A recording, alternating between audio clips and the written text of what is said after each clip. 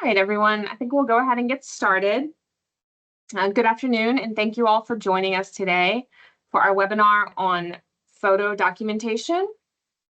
We hope that you enjoyed our last webinar last month, which was an overview of our historic tax credit programs, the eligibility requirements, and how to apply. We have a lot of more people coming in now. That last webinar from last month has been recorded and it has been posted on our website. At the end of this presentation, we will show you how to access that if you would like to look at it. And just as a reminder, since this is a webinar, everyone's coming in, their mics will be muted, their cameras will be off.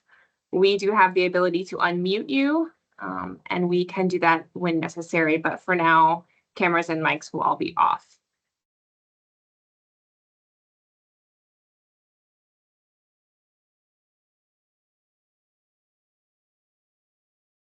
All right, so we're going to begin today with some introductions. We are the Office of Cultural Development, which is under the Department of Culture, Recreation, and Tourism within the Office of the Lieutenant Governor. Our office is also more commonly referred to as the SHPO, or the State Historic Preservation Office. Our staff since last month has not changed. We have the same moderators and presenters, but we will quickly reintroduce ourselves before we begin. We'll start with Emily. Hi, everyone. I'm Emily Van Doren. I am a tax credit reviewer here in the office. Hello, I'm Farron Jones, and I'm another tax credit reviewer.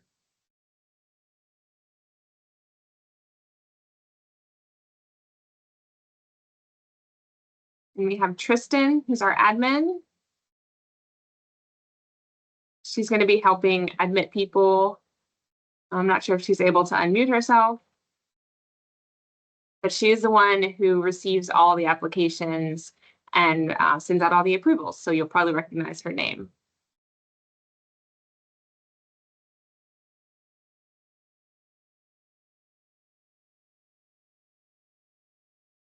Hi there, I'm Tristan. There she is. All right, so we're going to go ahead and turn our cameras off just so that we're not taking up too much bandwidth. And we will begin our discussions today with the general photo documentation requirements for the different application parts for our program. We will review how to create a photo key, how to prepare the digital submission, and then this will be followed by a discussion on larger multiple building projects. And finally, we'll give some basic architectural photography tips.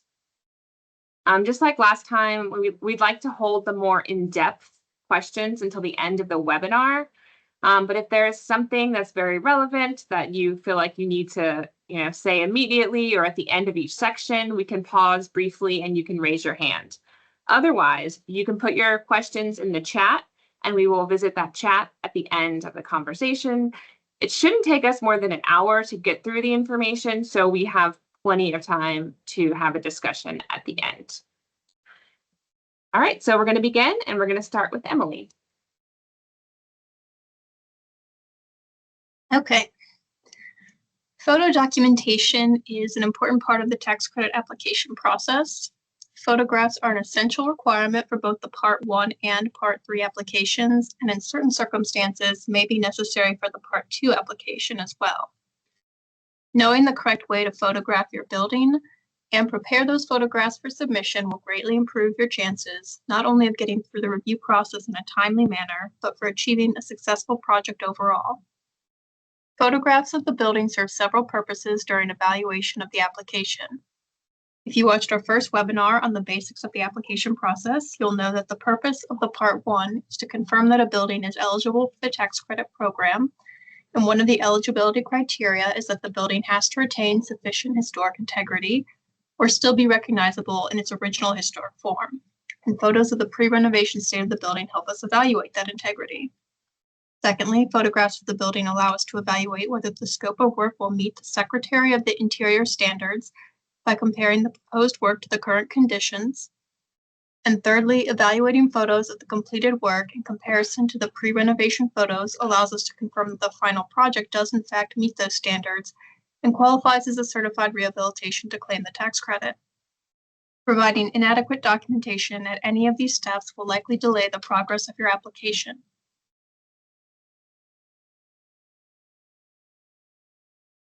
We will begin with the basics of photographic documentation. The process for both Part 1 and 3 applications will be similar, except that Part 1 photographs are taken before the project begins, and Part 3 photographs are taken after the project is completed. Photographs should include the entire exterior and interior of the building, as well as the building site and an overview of its surroundings or context, such as adjacent buildings in the streetscape. When photographing the site, all buildings on the property must be documented. Other site features, including existing fencing, paving, planters, and other permanent elements, should also be shown in the site photos. When photographing the building, work systematically, from exterior to interior and from the bottom to the top. Your first picture will typically always be the front facade of the building, with following pictures proceeding in a clockwise or counterclockwise direction around the exterior. For interior photos, think about how you would give a tour of the building. Start at the main entrance and take pictures from the front of the building towards the back. If there are multiple floors in a building, the second floor should be photographed after the first floor, and so on. Less important spaces such as basements and attics can come last.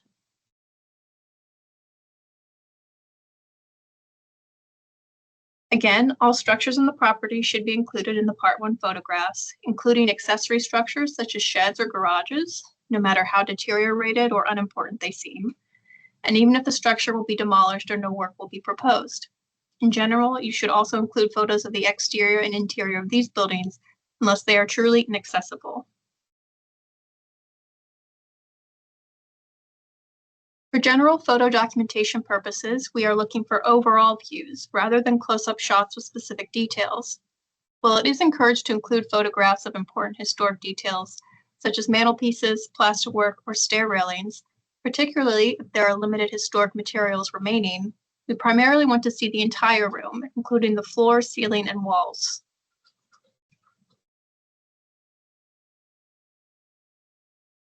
Try to avoid taking pictures where views of the building or building features are obscured. This can include things like trees and vegetation, parked cars, scaffolding, or construction dumpsters on the exterior of the building, and construction materials, debris, furniture, or other items on the interior of the building. Doors and windows are frequently hidden by shutters, plywood boarding, screens, blinds, or curtains. Of course, you won't always have control over the state of the building when you take the photos, particularly if there are existing tenants. However, these situations might indicate that more photos from different viewpoints or detailed photographs are necessary to fully convey the condition of the building. If anything can easily be done to remove the obstructions, that is recommended. For example, in the photo at the center bottom of the slide, simply opening the curtains would allow us to better see the details of the windows and the window trim, which is especially important if the windows are not fully visible from the exterior. If there is no way to get an unobstructed photo for a Part 1 application, additional photos can be submitted with the Part 2 application or an amendment once the building has been cleared. In the photo at the upper right corner, the existing chimney is partially hidden by items in the room. There may be a historic mantelpiece in place, but it is impossible to tell from this shot, and we would definitely want to confirm whether that feature exists or not. In this case, submitting a photo showing the mantelpiece or lack of a mantelpiece after the items have been removed would be suggested. Now let's focus on some specifics to the Part 1 application. The Part 1 photos must be taken before any work on the building begins. If you do not have photographs of the entire building prior to beginning a renovation, you risk having your application denied due to lack of information. We cannot determine whether the work meets the Secretary of the Interior standards if we don't know what the building looked like before the work was done, and that is the core requirement for these programs. Photographs from real estate listings may be used if they are a high enough resolution, but it is highly unlikely that the listing is going to include photos of the entire building. So if you choose to go that route, you will probably need to supplement them with additional photos that you take yourself. Do not start work assuming that the listing photos are going to be sufficient for the tax credit application. If the building is in a dilapidated state and there are portions that are too dangerous to enter or can't be accessed for some other reason, take pictures of as much as you can. Sometimes even a photo taken through a window or a doorway can be helpful. In this case, you should include with your Part 1 application a written explanation of why these areas could not be photographed. We may be able to certify the building for the Part 1 application without full documentation, but we will likely need photos of those areas in order to review the Part 2 application once the building has been stabilized.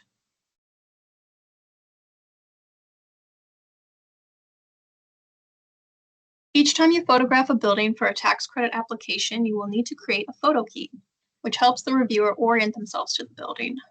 The photo key is a plan of the building that shows where each photo is taken. Make sure you're using a plan that accurately reflects the current state of the building. For a Part 1 application, this means the pre-renovation layout, not the proposed plan. What we see in the picture should match what is shown on the plan. Photos should typically be numbered consecutively, beginning with 1 and proceeding to the end of the photo set. Do not start back at 1 when moving from exterior to interior, when moving from one floor to another, or in most cases, when moving from one building to another. There is no need to use an alternative numbering system such as A1, 1.1, 1A, living room 1, etc. In general, a straightforward numbering system from 1 through the last photograph, whether it be 10 or 100, is the easiest for the reviewer to understand. The only time it might be necessary to adjust the numbering system is when documenting a complex of multiple full-size buildings. Once you have numbered your photos, the location where each photo is taken is marked on the plan with the corresponding number as shown on the right. An arrow indicating the direction in which the photo was taken is added to each number. This might seem like an unnecessary step, but it is extremely helpful for us as reviewers who have never been inside the building. Remember, the longer it takes us to figure out what we're looking at, the longer it takes to get your application approved.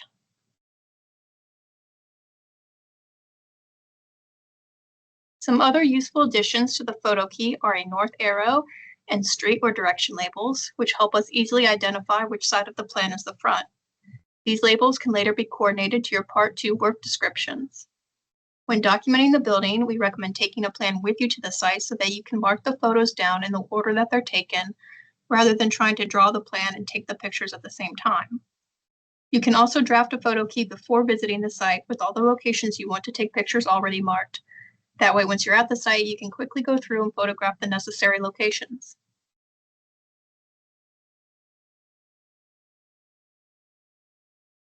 When it comes to making the photo key, the plan does not necessarily have to be drafted, but it does need to be neat, accurate, and relatively to scale.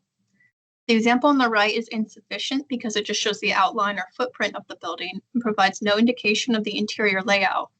The example on the left shows the interior partitions, doors, and window locations, and it's clear that the rooms are in correct proportion to one another, even though it is drawn by hand.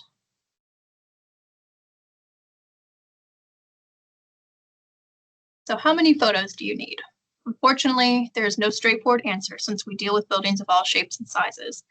There is no set number of photographs required.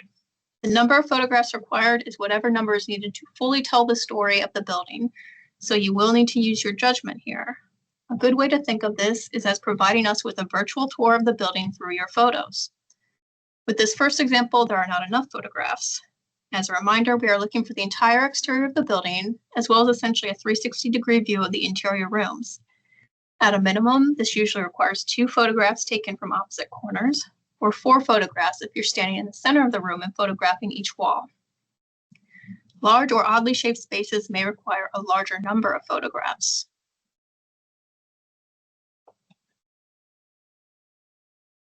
On the other hand, you don't need to overdo it on photographs either. We don't necessarily need photographs of every little detail in the building, or extensive photos of less important features like non-historic materials, plumbing fixtures, or unfinished attics or basements, for example. If there are original wood floors, and these are essentially the same in every room, 1 close-up will suffice. We don't need 1 photo taken in each room. In general, the overall pictures are going to give us the information that we need.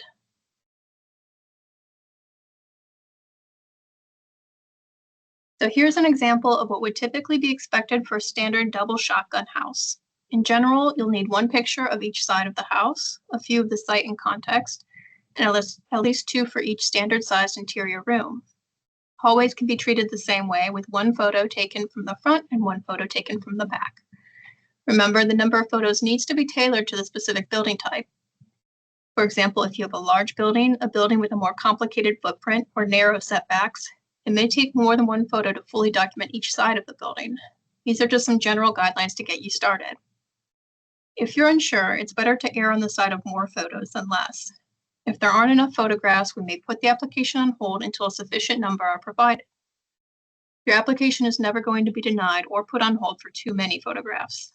But since you're the one who's going to be labeling and formatting all these photographs, we also don't want you spending more time than necessary. Plan your photo locations to provide the most information in the least number of shots.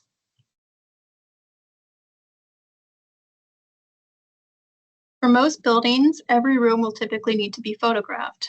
There are some exceptions to this rule. One exception is very large buildings, where it would be too time-consuming to document every single room. This is a floor from a Tulane Medical School building that has 9 floors and a basement consisting of many small individual offices, labs, and classrooms on each floor. To take photos of each of these small rooms would simply be infeasible, especially since many of these spaces have non-historic finishes that aren't particularly notable. In this case, documentation should focus on primary public, assembly, and circulation spaces, such as lobbies, corridors, stairwells, elevator lobbies, and auditoriums, with a sampling of representative secondary, more private rooms throughout. There's a particular area or floor that work is going to be limited to. It also makes sense to more thoroughly document that area. This selection of photos still allows a general understanding of the current conditions of the building.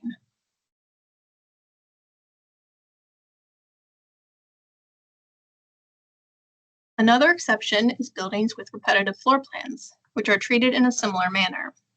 This is mostly going to apply to multi-story buildings that have the same floor plan and finishes on each floor, such as hotel, apartment, or office uses.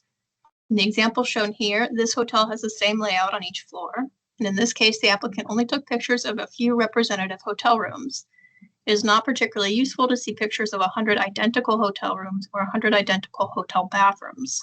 Again, these exceptions are only for larger buildings when documenting the entire building is infeasible. A moderately sized 2- or 3-story building with the same floor plan on each floor should still be fully documented. When deciding on the number of photos to take, remember that adequate photo documentation is not only important for our review purposes, it is also in your best interest as the applicant. It ensures that the review doesn't get delayed by requests for additional photographs, and it also protects you by providing a record of the existing conditions prior to the renovation, which may be needed if a question arises during the Part 3 review.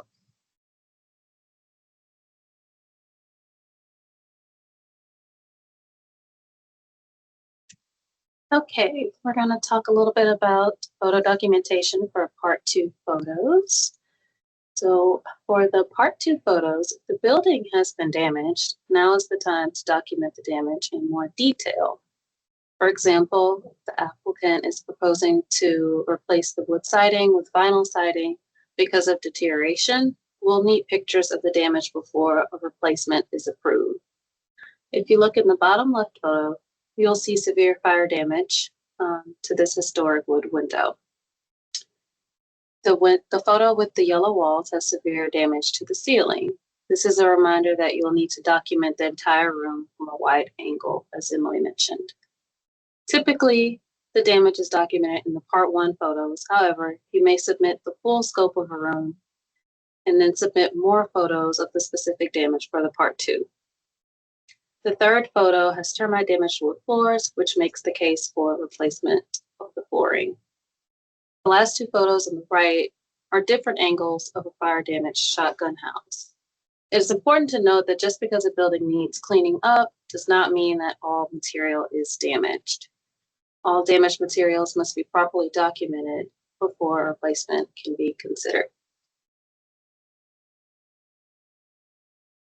Your Part 2 photo documentation may also include images to prove what was there historically.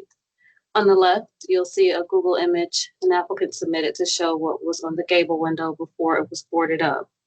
Images like this one are important when proposing a certain design. We may request historical evidence of what was there before. Some applicants submit photos of a house next door or across the street, because sometimes buildings of the same style were built by the same architect or very close by. If your building is too damaged, you may find evidence from neighboring houses and aerial images, as we see here. You may also find evidence of previous materials during exploratory demolition. While we advise you not to begin work until completed Part 2, we understand that you may want to determine conditions for your proposed work. An exploratory demolition is useful to determine if materials will be repaired, retained, or replaced entirely. You'll see on the right a photo of wood clapboard siding is underneath the vinyl siding.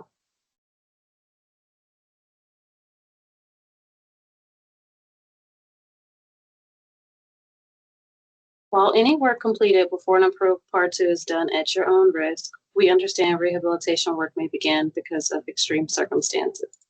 Immediate hurricane repair and other factors may contribute to beginning your work before the application has been approved. If you look at the houses on the bottom, the applicant documented the home before work began and after work began. You can see here they started painting and the brick has been cleaned up. The photo on the top right shows a church that required immediate hurricane repair work. The bottom right photo shows a house that is completely gutted. While we do prefer to see what was there before, this is not always possible, depending on what condition the building is in. The goal is to preserve as much historic material as possible, so a house may be gutted for various reasons, but the intact historic doors, trim, etc. need to be retained. All damaged materials must be properly documented before replacement is considered.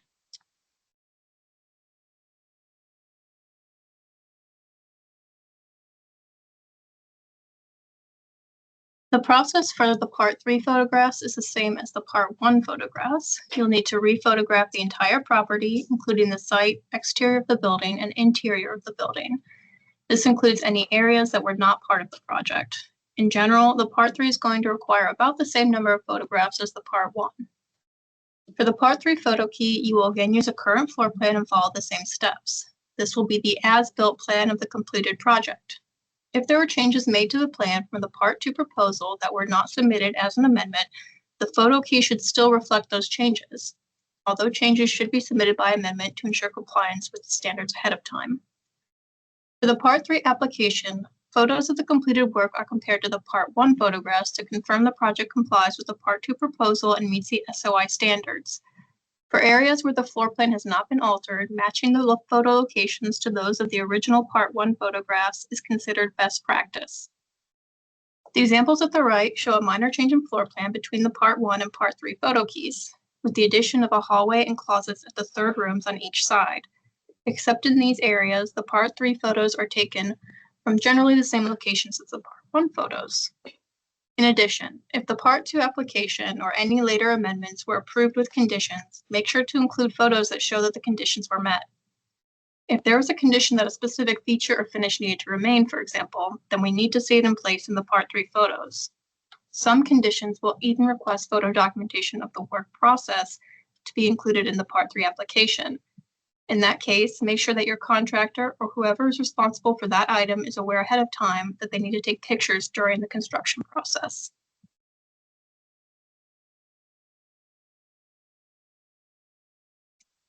Here are a couple of side-by-side examples of Part 1 and Part 3 photographs that have been taken in the same locations and show the same views. Obviously, if the floor plan has changed significantly, the views in the Part 1 and 3 pictures are not always going to line up, especially on the interior, and that's totally fine.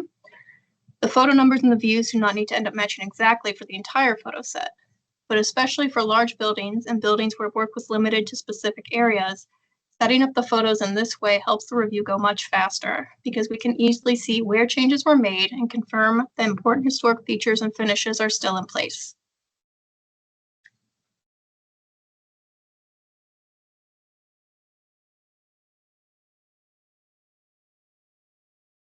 All right, now we'll move on to the actual digital photographs. NPS guidelines state that photographs must be clear and have sufficient resolution to show the details required for review of the rehabilitation work. Photographs must be in color and taken at a high resolution. Luckily, most of our phone cameras today have the ability to take high-resolution photographs. The trouble usually comes from getting those images from the phone into the digital submission package without losing the quality. Also, iPhones use a different file extension, so it is not possible to send these photos directly to us. They must first be converted. The best practice is to upload the images to a cloud storage from your device. You can also email the photos. Either way, be sure that you are paying attention to the compression when you're transferring from your phone. On an iPhone, you'll get a message asking what size you want to transmit the photos.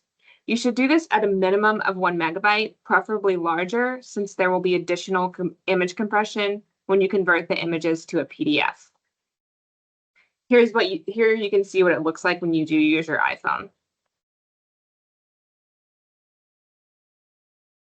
Once you get the photos into a proper format, you'll begin the process of compiling them into a single PDF document. There are a number of ways that you can create your PDF package. We do ask that you avoid sending us a portfolio, or if you do create a portfolio, be sure to print it or save it as a traditional PDF before sending it to us. One way to make a simple PDF package is print to PDF. Place all your digital images into one folder location, select them all, right-click, and print to PDF. You can then select the number of photos per page, in this case 2, and you can also increase the image quality. We recommend starting with the highest quality in order to avoid too much image compression. Be sure to look at the file size once the print function is complete. Here you see the direct photo requirements from the National Park Service. As previously mentioned, these photos should be contained in a separate PDF, 2 per page. Each page should have a header with the address, date, and application part. Below each photo, you must include the photo number and a descriptive caption. Remember, the photo key should be a separate document. Finally, let's talk about JPEGs and TIFFs. Currently, the National Park Service will accept up to 20 JPEG or TIFF photo files. This is an exception that sometimes causes confusion, and NPS is currently reevaluating this rule. We know that 20 images is never enough to document a building for the Part 1 and Part 3 applications. These images can be quite large, so it's not really feasible for us to accept any more than 20. Even 20 can cause issues with the submission process. However, we do acknowledge that sometimes the quality of the PDF images is problematic, and there are many instances where we would like to see the higher quality original JPEGs or TIFFs for review so that we can zoom in, or even more commonly, so that we can showcase a project on our Instagram or other publications. So while we work with the National Park Service on revising these guidelines, we encourage you to stick to PDF packages, but keep the original images saved on your computer in case we come back and request them. We're about to move on to a new topic. If anyone has any quick questions about photos, now would be the time. Otherwise, drop it in the chat and we will continue on.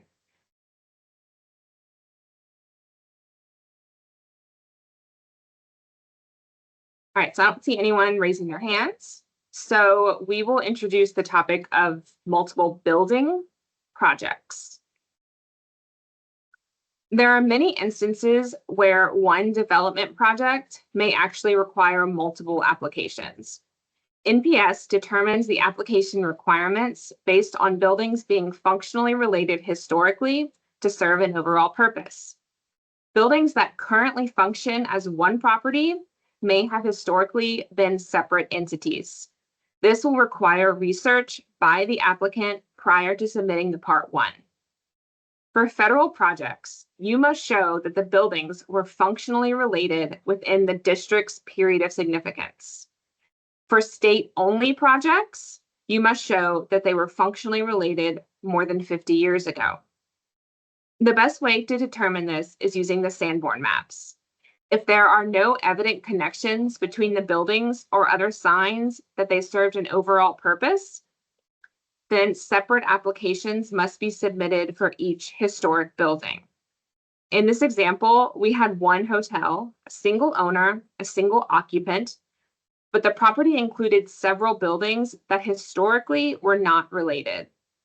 In this case, we use Sanborn maps to determine how many historic properties the hotel currently occupies. In the end, they had to submit 5 separate applications. And I'll now pass it on to Farron to continue this. Okay. So functionally related properties are reviewed differently, as Andrea mentioned. Sometimes properties have a mix of historic buildings and non-historic buildings. Ownership does matter when dealing with multiple building properties. So owners of buildings functionally related historically must include with their Part 1 applications a site plan showing all the buildings and ownership information for the entire historic property, whether or not in common or related beneficial ownership. For those buildings in common or related beneficial ownership, the applications must also include exterior and interior photographs of the buildings, whether or not work is proposed for the individual building. And if the structures have separate owners, then the rehabilitation of functionally related structures within each ownership parcel will be reviewed together unless the secretary considers that the ownership has been reconfigured to avoid review. So the image on the right shows a former brewery that has been modified over the years. The office and brewery buildings with the darker reddish brown brick were certified historic. The structure in between the two buildings, however, the metal linking structure, was not certified historic. Because the National Park Service found the metal linking structure to not be certified historic, any work done on that structure will not receive tax credit. However, the rehabilitation work will be reviewed as a complete project and must meet the standards overall. We will go into more detail about the Secretary of Interior standards at the next webinar. Unless individually listed on the National Register, buildings must fall within the period of significance to be certified historic. In the middle left, we have a Part 1 determination for a church complex with functionally related structures. 4 of the buildings were certified historic, 5 of the buildings were not certified historic due to their age. Keep this church complex in mind as we move to the next slide. Okay. When documenting large complexes, you must take exterior and interior photos of every building on the property, even if it isn't certified historic. So keep in mind what Emily said earlier, that you don't have to do every hotel room and every floor. There are exceptions to the rule, but if you have a large complex, your complex should be documented. Every building should be documented. And if you recall from the previous slide, about half of the buildings for this church complex were not certified historic. I have the certified buildings listed in the top left corner. If you look at the photo key on the left, you'll see an overall layout of the church complex and functionally related structures. There are exterior photos of all of the buildings, so you'll see the numbers kind of placed on the outside, even the ones that are not certified historic. If you look at the photo key on the right, you'll see a zoomed in figure of the buildings. The H shape is the North School building, cafeteria building, and the South School building. This photo key corresponds with the interior photos of these buildings. The top right image shows an outline of a parking garage. Aerial images and outlines are a great way to show the outline of a building that is connected to other buildings.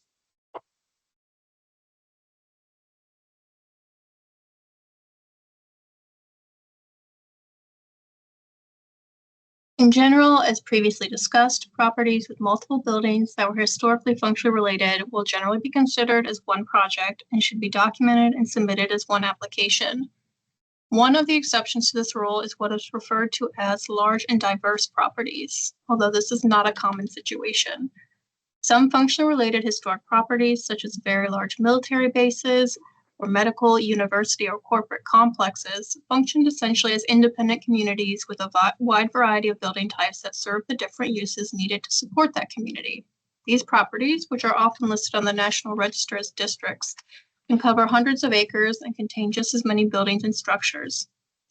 In this case, the complex can sometimes be divided into separate projects under separate Part 1 applications by their specific usage groupings, so that you don't have to photograph every historically functionally related building. For example, with a military complex, you might have housing as one grouping, administrative buildings as another grouping, industrial or manufacturing buildings as a third, and so on. These groupings are determined by the National Park Service, so requesting guidance prior to documenting the property is advised. If you are ever unsure of what needs to be documented for your specific project, please contact us prior to submission.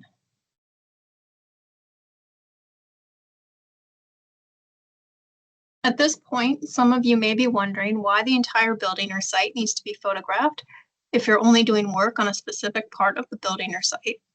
If you're only replacing the roof on a residential building, why do we need pictures of the garage? Why do we need pictures of the interior? To answer this question, we need to discuss cumulative effect, which is essentially the overall effect of all work on a property's historic character. We use the concept of cumulative effect when reviewing rehabilitation projects. We look at the effect of all proposed work for the tax credit project on the entire property, rather than evaluating each individual work item or each individual building in a multiple building project separately. This actually allows for more flexibility in the review process.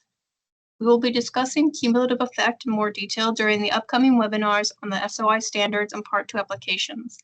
But for now, what you need to remember is that entire property, site included, is certified as a whole. Work that is done on the site can negatively impact a historic building, even if the historic building is not significantly altered, with a rather extreme example shown on the right. Alternatively, portions of a building or other buildings in a multiple building project that are not altered as part of the project can help to offset work items that may not individually meet the standards. This is why the entire building and site, including accessory structures and functionally related buildings, must be photographed for both the Part 1 and 3 applications. The Historic Tax Credit Project covers the entire property and all work is evaluated. You cannot choose to apply the credits to one portion of the property and elect not to follow the standards elsewhere.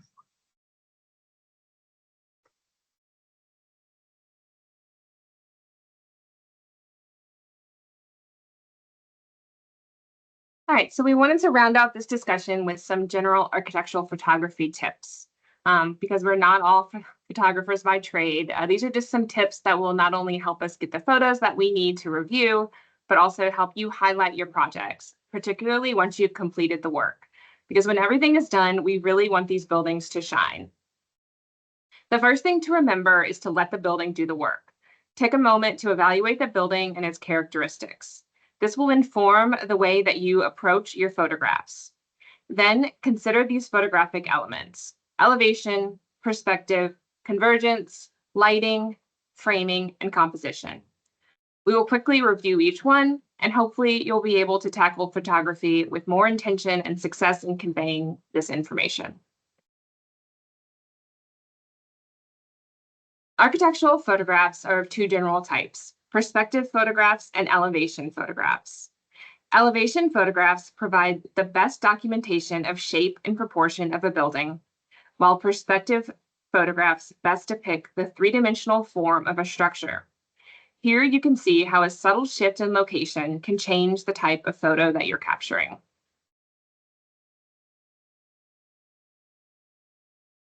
An elevation photograph approximates an architectural drawing and is a photograph of one side of a structure taken head-on, creating a flat image.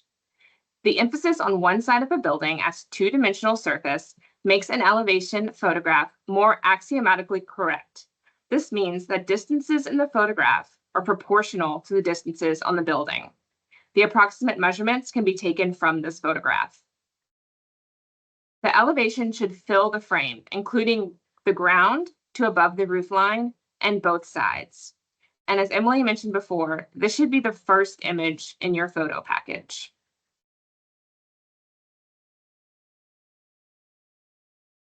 A perspective photograph is one that shows two sides of a structure taken at a 45-degree angle, thereby documenting its characteristics and three-dimensional form, including size and volume.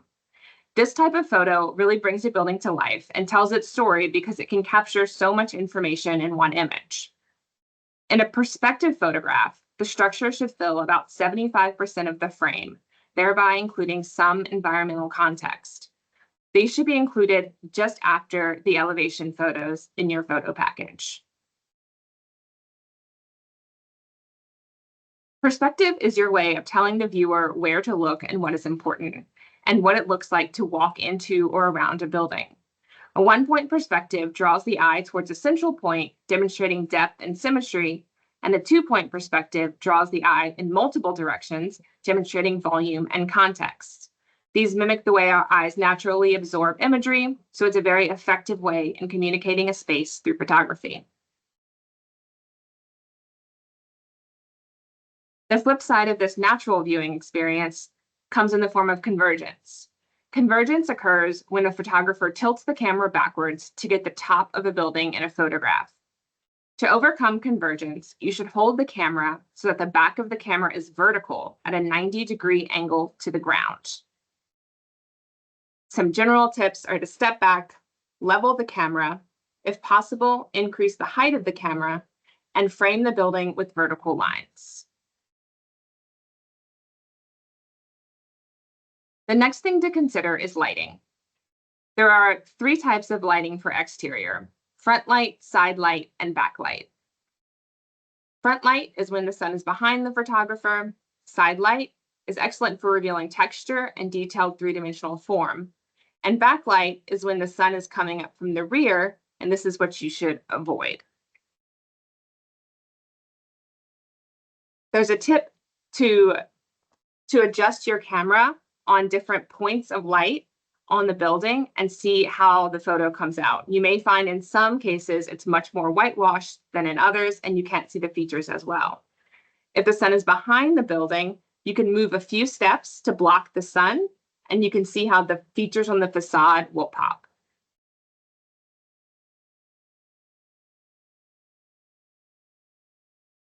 In situations of direct sunlight on a cloudless day, you should be aware of shadows cast on buildings by surrounding trees and try to pick times of the day when the angle of the sun minimizes these shadows.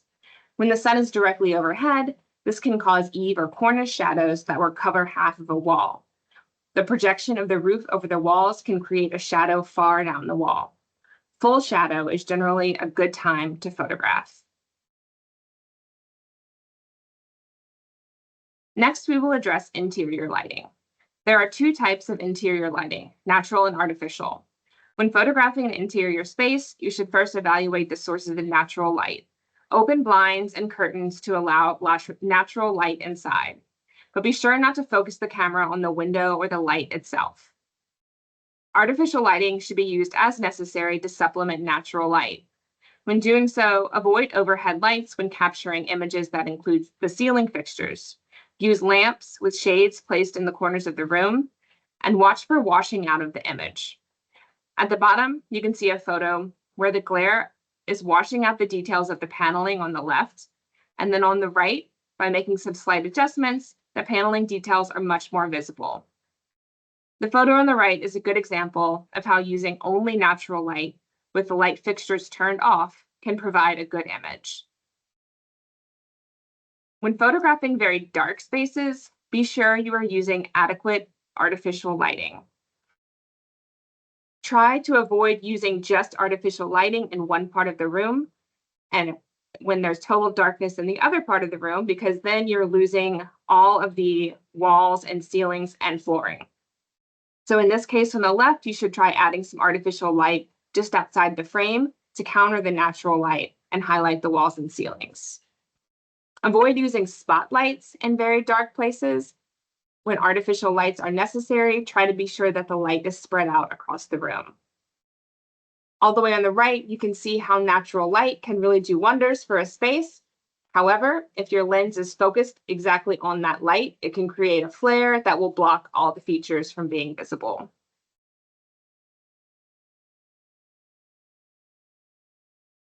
Lastly, we will discuss framing and composition. Ensure that the building is visible, including the point where the building meets the ground and the peak or the roof of the chimney are all included. Include surroundings of the building, its site, and the landscape context.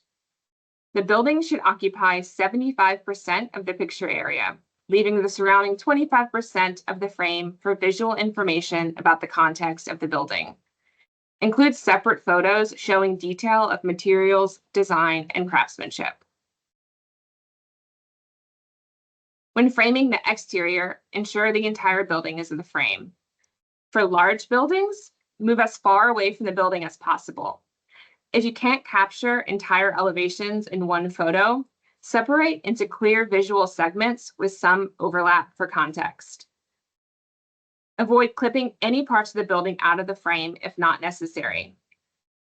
In the example on the left, you can see where, because the entire building could not be fit into the frame, you could have broken it up into 3 sections where the red boxes are and submitted as 3 different photos. In the building on the right, you can see how the bottom of the building is clipped off of the image as well as the right side of the building. And just by shifting your camera to the right and down a little bit, you could have captured that entire building.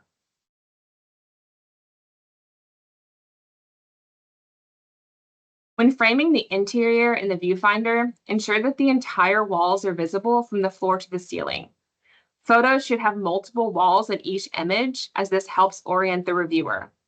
A good image of a room should convey the following: wall finishes, floor finishes, ceiling finishes, baseboards and molding, location of windows and doors.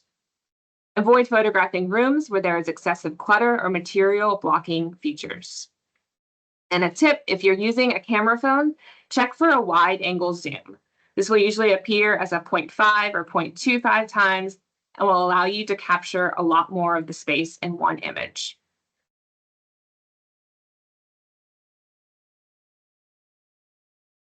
And that is all for us today. Thank you so much for joining us.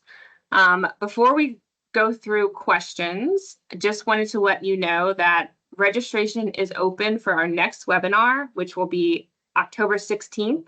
And it will cover the Secretary of the Interior standards for rehabilitation. And our first webinar is available to view by clicking what was the registration link on our website.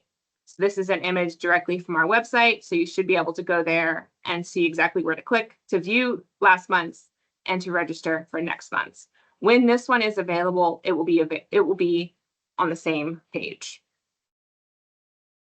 And don't forget to follow us on social media, call us with questions, email us with questions. We're always here to help.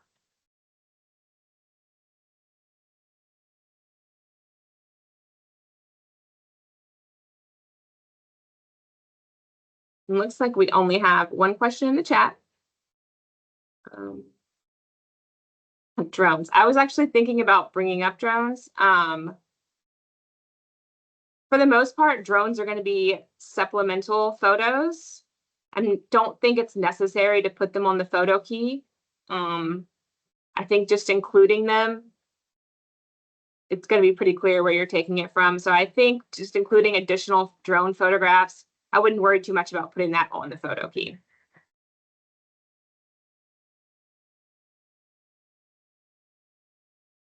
Any other questions?